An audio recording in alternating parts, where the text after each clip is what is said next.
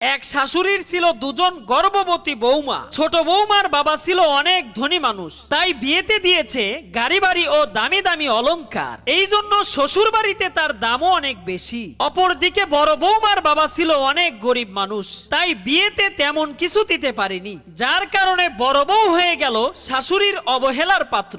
একদিন হঠাৎ তারা দুজন হাসপাতালে সন্তানের মা হলো। এদিকে শাশুড়ি পুরো ঘর সুসজ্জিত করে অপেক্ষা করতে লাগলো তার ছোট বউ ও তার ছেলের জন্য। বড় বউ আর তার ছেলের কথা কারো ভাবনাতেই নেই। ঠিক এমন সময় হাসপাতাল থেকে ছোট বউ ফোন করে বলল, মা, আমি হাসপাতাল থেকে সরাসরি আমার বাবার বাড়ি যাচ্ছি, কারণ হইল এখন আমার আরাম দরকার। ছোট বৌমার কথা শুনে শাশুড়ি অনেক কষ্ট পেল। ঠিক তখনই বড় বৌমা তার ছেলেকে নিয়ে বাড়িতে চলে আসলো। শাশুড়ি তখন বলল, তুমি কেন যাওনি তোমার বাবার বাড়ি? তখন বড় বউ বলল, কেন যাব বাবার বাড়ি, এটাই তো আমার বাড়ি।